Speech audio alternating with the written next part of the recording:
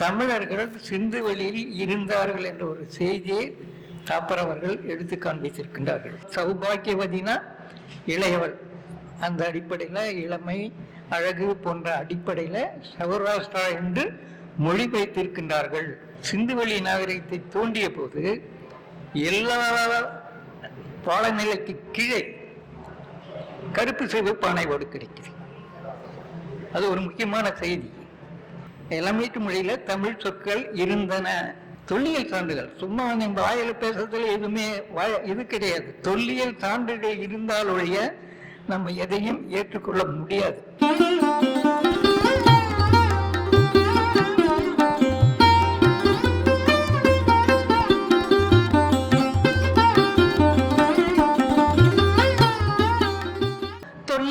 சங்க இலக்கியம், நடுக்கற்கள், வட்டெழுத்து கல்வெட்டுகள் ஆகியவற்றை கற்று தெளிந்து உணர்ந்து வரலாற்றின் வல்லுநராக விளங்கும் முனைவன் ரா. பூங்குன்றன் ஐயா அவர்கள் தனக்கென தனிப்பட்ட ஆய்வு நெறியை பின்பற்றி பல புதிய ஆய்வு முடிவுகளை வெளிக்கொணர்ந்து வரும் ஆவார். அவ்வகையில் இன்று சிந்து சமவெளியில் தமிழர்கள் என்ற தலைப்பில் உரை நிகழ்த்த வருகிறார். அவரை அன்போடு அழைக்கிறோம். அனைவருக்கும் வணக்கம். நம்ம நாட்டில் ஆழம் தெரியாமல் காலை விடுவது என்று சொல்லுவார்கள். அது மாதிரி சிந்துவெளி நாகரிகத்தை பற்றி ஓரளவுக்கு நான் தெரிந்து வைத்திருக்கிறேன். அதிலே சில செய்திகள் அறிஞர்கள் எழுதிய நூல்களிலிருந்து எடுத்த செய்திகள் தமிழ் மக்களோடு எப்படி தொடர்புடைய செய்திகளாக இருக்கின்றன என்பதை பற்றி எடுத்துக்கூற வந்திருக்கிறேன்.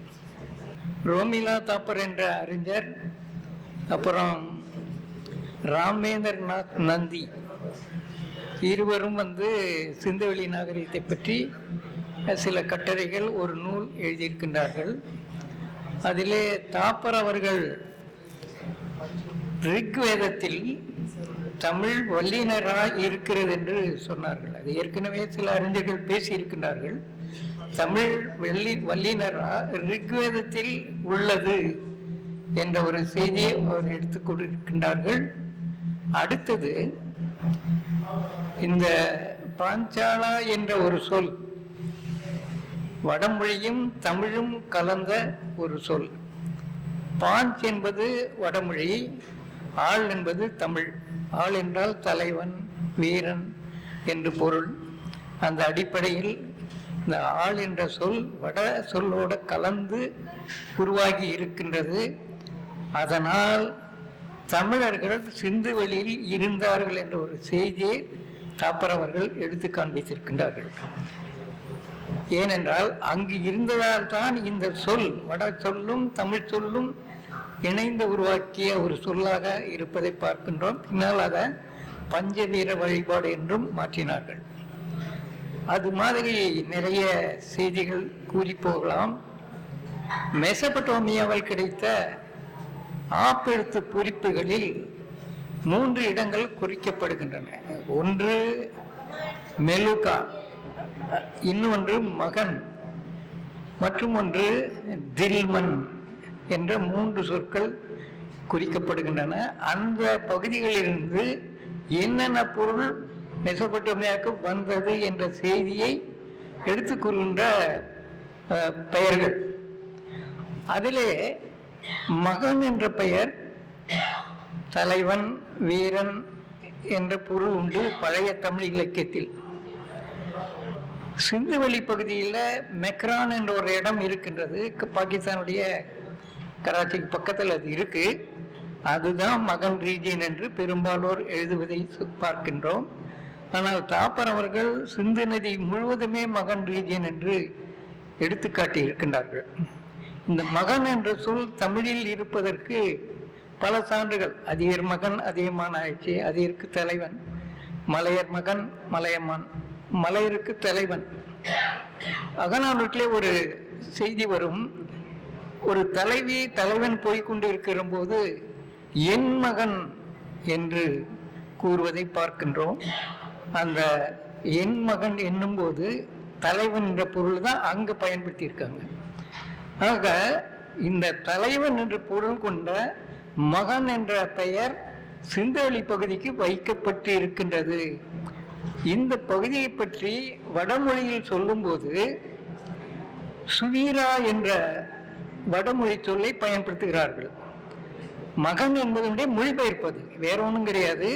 மகன் என்றால் வீரன் உண்டு பொருள் உண்டு என்று சொன்னேன். அவர்கள் சுவீரா என்ற ஒரு சொல்லை பயன்படுத்துகின்றார்கள், சிந்து சுவீரா. இதற்கு வடமொழியில் வேற்றொல் கிடையாது. அதனால் டிக்ஷனரி மீனிங், இப்போ சத்தியபுதனா சத்தியபுத்திரர் என்று வாய்மொழி அதெல்லாம் இப்போ எழுதுறாங்க. ஆனால் அது தவறானது என்பதை ஒரு அறிஞர் சுட்டி காண்பித்திருக்கின்றார். தவறு என்பதும் ஒரு கல்வெட்டாலையும் உறுதிப்படுத்தப்பட்டு விட்டது. அதியமான்கள் தான் சத்தியபுத்திரன் என்பது வருகின்றது. இந்த மகன் சிந்து சுவீரா என்ற சொல்லுக்கு வடமொழியில் வேர்ச்சொல் கிடையாது என்ற ஒரு செய்தியை எடுத்து காட்டி இது தமிழ் மொழி சொல்லை மொழி மாற்றம் செய்து கொண்டார்கள். அடுத்தது மெலுகா, அதாவது மேற்கு என்பதனுடைய சுமேரிய வடிவம். அந்த ஆப்பிளத்திலே மெலுகா என்றுதான் எழுதப்பட்டுள்ளது. இந்த மேற்கு என்ற சொல் எல்லா திராவிட மொழியிலும் இருப்பதை நீங்க பார்க்கலாம். அத்தகைய அந்த சொல் இன்றைக்கு சகையாத்தி மலையை குறிக்கின்ற சொல்லாக அந்த அம்மையார் எடுத்து காண்பித்திருக்கின்றார்.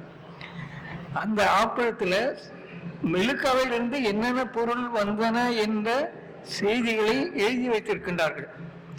அப்படி பார்க்கும்போது இன்றைக்கு சகையாத்திரி மலையில் என்னென்ன பொருள்கள் கிடைக்கின்றனவோ அந்த ஆப்பிளத்து பொறுப்பிலே அப்படியே இருக்கின்றன.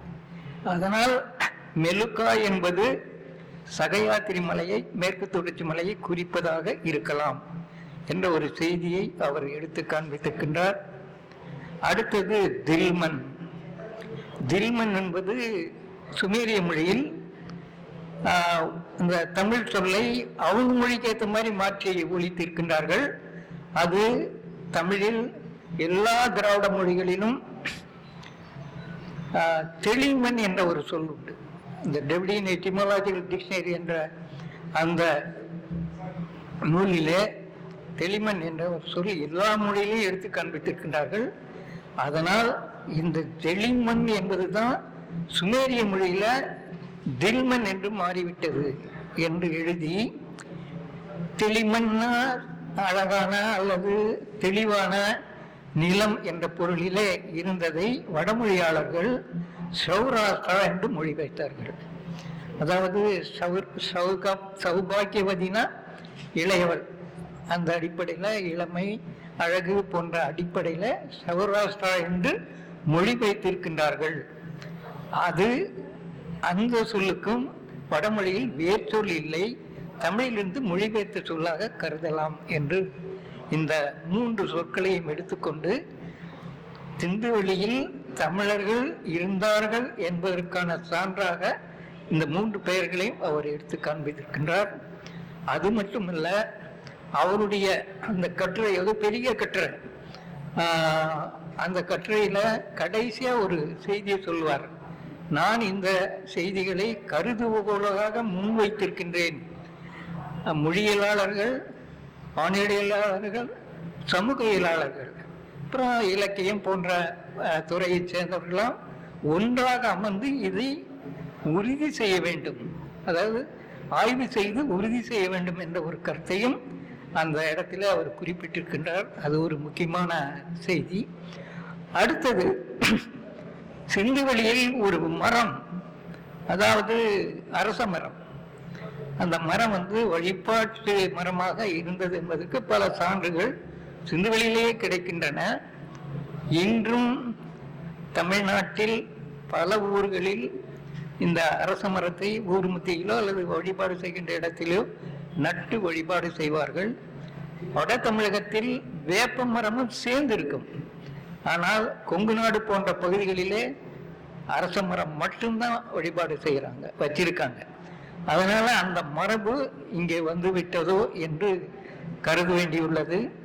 சிந்துவெளிக்கும் தமிழர்களுக்கும் உள்ள தொடர்புகள் இன்னும் சில செய்திகள் இருக்கின்றன. உதகமண்டலத்தில் அமேசனைட் என்ற ஒரு கல் கிடைக்கின்றது. அந்த கல் தான் சிந்துவெளிக்கு கொண்டு வரப்பட்டது என்று செல்லின் ரத்னாகர் என்ற அறிஞர் எழுதியிருக்கின்றார். எங்கிருந்து அந்த காஷ்மீர்லையும் கிடைக்குது, இந்த உதகமண்டலத்திலும் கிடைக்குது. ஆனால் அந்த கல் உதகமண்டலத்திலிருந்து தான் கொண்டு வரப்பட்டிருக்க வேண்டும் என்று அந்த அம்மையார் எழுதியிருக்கின்றார். அப்போ தொடர்புகள், அதாவது அவங்க வராங்க இவங்க போறாங்க, அந்த தொடர்புகளும் சிந்துவெளிக்கும் தமிழகத்துக்கும் இருந்தது என்பதற்கு ஒரு சான்றாக நாம் எடுத்து சொல்லலாம். அது மட்டுமில்ல, தாய் வழிமுறை, தாய் வழிபாடு சிந்துவெளியில் சிறப்புற்று இருந்ததாக ஜான் மார்ஷல் முதல் பின்னால் வந்த பல சிந்துவெளி ஆய்வாளர்கள் எடுத்து காண்பித்திருக்கின்றார்கள். ஜான் மார்ஷல் எழுதும்போது அவர் சொல்லுவார், இந்த பெண் தெய்வங்கள் தென்னகத்தில் பல வகையான சிறு தெய்வங்களாக இன்றும் வழிபடப்படுகின்றன. இவை எல்லாவற்றிற்கும் மேலாக தாய், பெரிய தாய் என்ற அடிப்படையிலே ஒரு தெய்வம் பெருசாக இருந்தது. அதனுடைய சிறு தெய்வங்கள் தான் இந்த தெய்வங்கள். அது மட்டுமில்ல, 2 அரசமர கிளைகளுக்கு இடையில் ஒரு பெண் நிற்பாள். கீழே 7 உருவங்கள் நிற்கும், அதுவும் பெண்கள். இந்த 7 உருவங்கள் நம்ம நாட்டில் இருக்கிற கன்னி வழிபாடு, 7 கன்னி வழிபாடை அடிப்படையாக கொண்டது. அதாவது அங்கிருந்து இங்கு வந்திருக்கலாம் அந்த வழிபாட்டு முறை. இன்றும் தமிழ்நாட்டில் பல கிராமங்களில் வெறும் செங்கிலையே 7 செங்கலை வைத்து கன்னி என்று சொல்லி வழிபாடு செய்வதை பார்க்கின்றோம். அந்த அடிப்படையில் இந்த 7 கன்னிமார வழிபாடு சிந்துவெளியிலிருந்து தமிழ்நாட்டிற்கு வந்திருக்கலாம். அதுவும் கொங்கு நாட்டில் நீங்க பார்த்திருக்கலாம், ஒவ்வொரு ஊரிலும் அரச மரத்தடியில் 7 கல்லை வைத்து கன்னி என்று வழிபடுவார்கள். ஏன் கன்னி வழிபாடு அவ்வளவு சிறப்புற்று இருந்தது?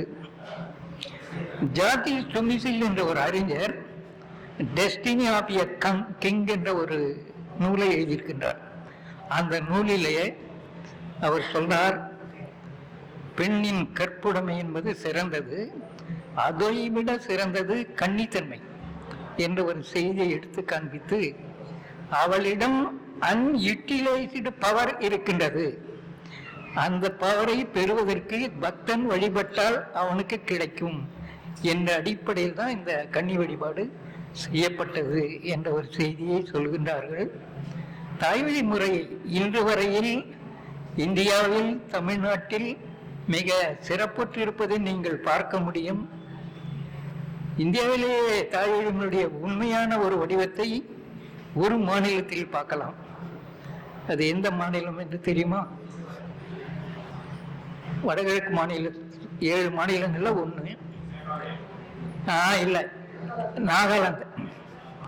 அதாவது ஒரு பெண் நடுஇரவில் எத்தனை கிலோமீட்டர் வேணாலும் தனியே போய்விட்டு வந்து விடுவாள் இன்றும். ஆனால் ஒரு ஆண் போக வேண்டும் என்றால் பெண் துணை வேண்டும். அந்த மாதிரியான அமைப்பு இன்னும் அங்க தாய் வழி முறையினுடைய ஒரு வடிவம், பழைய வடிவம் அப்படியே இருப்பதை நீங்கள் பார்க்க முடியும். கேரளாவுக்கு சென்றால் பல ஊர்களில் பகவதி அம்மன், தமிழ்நாட்டிலும் மாரியம்மன். அங்கம் இப்ப சீசன் தொடங்கிடுச்சு.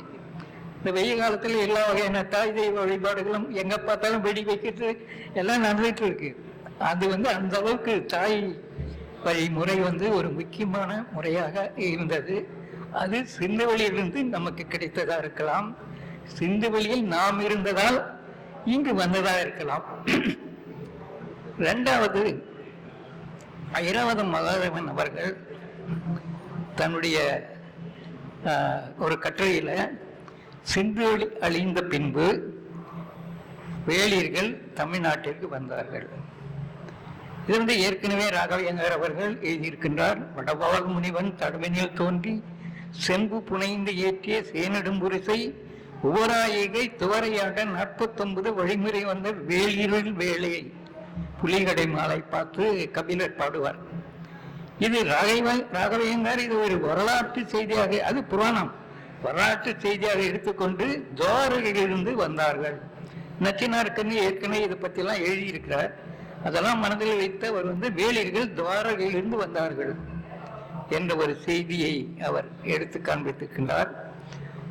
இதை பின்பற்றி செண்பகலட்சுமி, மகாதேவன் போன்றவர்கள் வேளிர்கள் வடக்கே இருந்து வந்தார்கள். அதுவும் செண்பகலட்சுமி எழுதும்போது மெகலித்திக் கல்ச்சர், வடக்கே இருந்து தெற்கு நோக்கி வந்தது. அந்த அடிப்படையில் இந்த வேலிர்கள் மெகலித்திக் கல்ச்சரோட வந்தாங்க என்றெல்லாம் அவர் எழுதுவதை பார்க்கின்றோம். ஆனால் உண்மை வேறாக இருப்பதை நீங்கள் பார்க்க முடியும். இன்னொரு செய்தியை நான் மறந்துவிட்டேன். சிந்துவெளி நாகரிகத்தை தோண்டிய போது எல்லா பாலநிலைக்கு கீழே கருப்பு சிவப்பு ஓடு கிடைக்குது. அது ஒரு முக்கியமான செய்தி. அதே மாதிரி கங்கை கரையில அகழ்வாராய்ச்சி செய்த போதும் எல்லா பாலநிலை கீழே கருப்பு சிவப்பு ஓடு கிடைக்கின்றது. ஒரு அறிஞர் எழுதினார், சிந்துவெளி நாகரிகத்துக்குள்ளவே கருப்பு சிவப்பு ஓடு வருது என்றெல்லாம் எழுதினார். இன்று தமிழ்நாட்டில் நீங்க பாத்தீங்கன்னா எங்க பார்த்தாலும் கருப்பு சிவப்பு ஓடு இருப்பதை பார்க்க முடியும். அதுக்கு அந்த அகழ்வாராய்ச்சியில் நிறைய கிடைக்கின்றன. என்னுடைய அந்த படங்கள்ல அதை வைத்திருந்தேன். கருப்பு சிவப்பு ஓடு சிந்துவெளிக்கும் தமிழ்நாட்டுக்கும் எப்படி இருந்தது என்பதை தெரிந்து கொள்வதற்கான சான்றாக அதை நாம் பார்க்கின்றோம். அது பெரும்பாலும் தமிழர்கள் இந்த பக்கம் வந்தபோது கொண்டு வந்த செய்தியாக இருக்கலாம். இங்கிருந்து போன மக்கள் தங்கியிருந்த ஊருக்கு ஊர் என்ற பெயரை வைத்திருக்கின்றார்கள். ஊர் என்ற ஒரு பெயர். அடுத்தது மாரி என்ற ஒரு நகரம், நிறைய நகரங்கள் இருந்தன. அதில் ஒரு நகரத்துக்கு மாரி என்ற பெயர். அங்க மாரி என்ற ஒரு தெய்வமும் வழிபாடு செய்யப்பட்டது.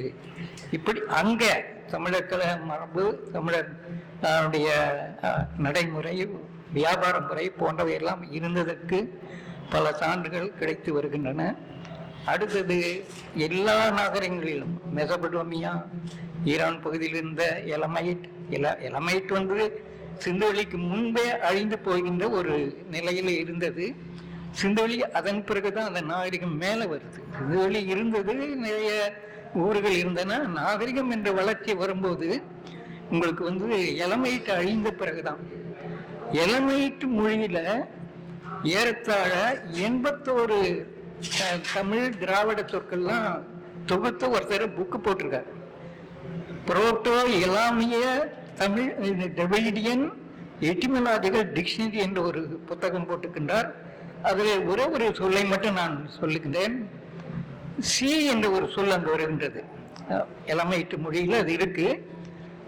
அது நம்ம தமிழ்ல ஈன்னு வழங்குறோம். இப்போ பறக்கிற ஈ. பொதுவாக தமிழ்ல சொற்கள் கொஞ்சம் கொஞ்சமாக பயன்பாட்டில் வரும்போது சகரம், முதலில் இருந்த சகரம் கெட்டு போயிடும். இப்போ சமர், அமர், சமணர், அமனர், அந்த மாதிரி எலமைட்டு மொழியில இது கிமு 4000. அந்த மொழியில் இருந்த அந்த சகரம் தோடு இருந்த ஈ தமிழ்ல இந்த பக்கம் வரும்போது சகரம் கெட்டு போகுது என்ற அடிப்படையில் எலமைட்டு மொழியில தமிழ் சொற்கள் இருந்தன என்று ஒரு அமெரிக்க ஆய்வாளர் மேக் ஹெல்பிங் என்ற ஒரு ஆய்வாளர் எடுத்து காண்பித்திருக்கின்றார். ஆக தமிழர்களுடைய பரப்பு சிந்துவெளிக்கு அண்ணாண்டையும் போய் இருந்தது என்பதற்கான தொல்லியல் சான்றுகள், சும்மா நம்ம வாயில பேசுறதுல எதுவுமே இது கிடையாது. தொல்லியல் சான்றுகள் இருந்தால் ஒழிய நம்ம எதையும் ஏற்றுக்கொள்ள முடியாது. அந்த மாதிரியான செய்திகளை சிந்துவெளி தொல்லியல் நமக்கு கொடுத்து கொண்டு இருக்கின்றன. இது மட்டும் இல்ல, சிந்துவெளியினுடைய முடிவு தைமாபாத் என்ற இடத்துல நடந்த அகழ்வாராய்ச்சியில் தெரிய வருகின்றது. சிந்துவெளியின் முடிவும் புதிய கல்ச்சர், மெகலித்திக் போன்ற கல்ச்சர் தொடங்குவதும் தைமாபாத் என்ற இடத்திலே நடந்ததாக HD சங்காலயா அவர்கள் எழுதியிருக்கின்றார்கள். இது மாதிரியான செய்திகள் இன்னும் எதிர்காலத்துல நம்ம சிந்துவெளியை ஒரு சமயத்துல அமைச்சர் இருந்த போதே நான் சொன்னேன், 100ஆண்டு விழா கொண்டாடுறீங்க, ஆனா உங்க தமிழ்நாடு சார்பில் போய் 2 இடமாவது நீங்க தோண்டுங்க என்ற ஒரு வேண்டுகோளையும் வைத்தேன். நம்ம தோண்டி நம்ம செய்திகளை வாங்கும்போது தமிழுக்கு இன்னும் அனுசரணையான விஷயங்கள் கிடைக்கலாம். அதுக்கு நம்ம இப்போதைக்கு உறுதியா எதுவும் சொல்ல முடியாது.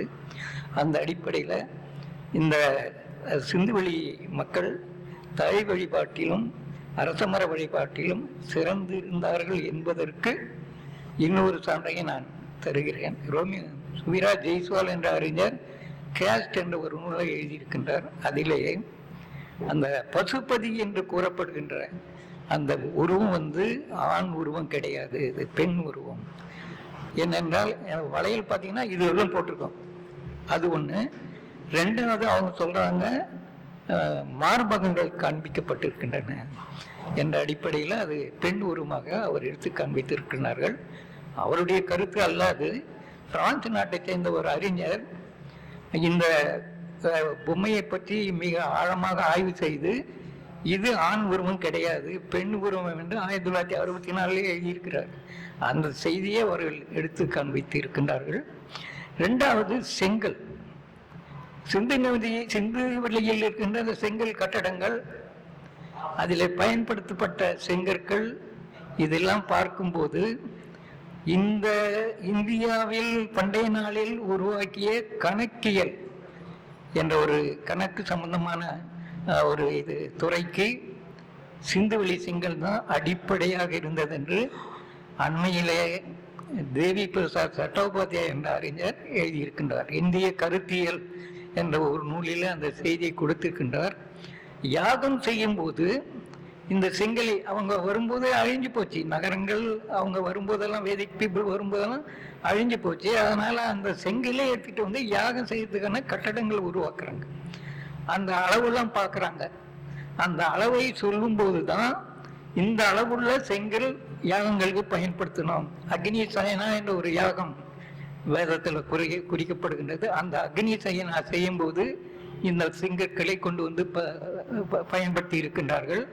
அந்த அக்னி சயனாவும் கூட அந்த செங்கல் சிந்துவெளி நகரத்தில் கிடைத்த செங்கலை தான் வைத்து உருவாக்கினார்கள் அந்த யாக குண்டத்தை. இது ஒரு செய்தி.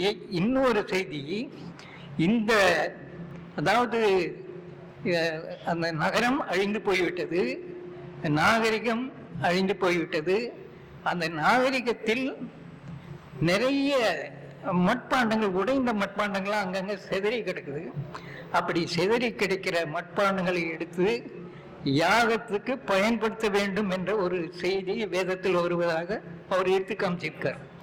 ஆக சிந்துவெளி நாகரிகம் ஆரியர்கள் அழித்தார்கள். ஆரிய திராவிடர் தனி, அதில் நிறைய உள்ள போனாக்கா வேற சிக்கல்லாம் வரும். அந்த ஆரியர்கள் பயன்படுத்தினார்கள் என்ற செய்தியை அவர் எடுத்து காண்பித்திருக்கின்றார், வேதத்திலிருந்து எடுத்து காண்பித்திருக்கின்றார். ஆக சிந்துவெளி நாகரிகம் வேத ஆரியர்கள் வரும்போது அழிந்து கொண்டு இருந்தது, அழிந்து விட்டது, அழிக்கப்படல், அது தானே அழிந்த ஒரு நிலை. சிந்துவெளியிலிருந்து பொருள்களை மெசபடோமிய மக்கள் வாங்கி கொண்டிருந்தாங்க. அதில் லேபிஸ் லசுலி என்ற ஒரு கல்மணி, அதை தான் அவங்க விரும்பி வாங்கினாங்க, இங்க உற்பத்தி செய்தாங்க. அந்த கல்மணி வாங்குவது அனட்டோலியில வாங்க ஆரம்பிச்சதால இங்கிருந்து வாங்கத்தை நின்று போச்சு. அதனால வாணிக வளம் குறைஞ்சது. அப்புறம் அந்த இவர்கள் கலைஞர்கள், கைவினைஞர்கள் இவங்கெல்லாம் வந்து பக்கத்தில் இருந்து கிராமங்களுக்கு போயிட்டாங்க. மகாதேவன் சொல்வது போல தமிழ்நாட்டுக்கும் வந்திருக்கலாம், ஆனால் அவர்கள் பக்கத்தில் அங்கங்கே இருந்த கிராமங்களுக்கே போய் செட்டில் ஆயிட்டாங்க. அதனால நகர இது கட்டணங்கள் அழிந்தது. இப்படிதான் நடந்ததாக சேகின் ரத்னாகர் அவர்கள் எழுதியிருக்கின்றார். யாரும் வந்து சிந்துவெளியை அழிக்கவில்லை, இயல்பில் இருந்த நெருக்கடி, அந்த நெருக்கடியில் தான் அழிந்தது என்ற ஒரு செய்தியை அவர் ரொம்ப அழகாக எடுத்து காண்பித்திருக்கின்றார். அதே மாதிரியான வேறு சில செய்திகளையும் அவருடைய 3-4 நூல்கள் எழுதியிருக்கின்றார் சிந்துவெளியை பற்றி. அப்படி எழுதுகிற நூல்களில் தமிழ்நாட்டுக்கும் தமிழ் மரபுகளுக்குமான தொடர்பு பற்றியும் எடுத்து காண்பித்திருக்கின்றார். அதிலே ஒன்று அந்த எருது, சிந்துவெளியில் அந்த முத்திரையில் இருக்கின்ற எருது. அந்த எருது பற்றி சொல்லும்போது பல்லவர் காலத்தில் பல்லவ குலத்துக்கு ஒரு சிம்பலாக எருது தான் அவங்களுடைய சிம்பல். அவங்களுடைய இதுல செப்பேடுகள்லாம் பார்த்தீங்கன்னா எருது தான் போட்டிருப்பாங்க.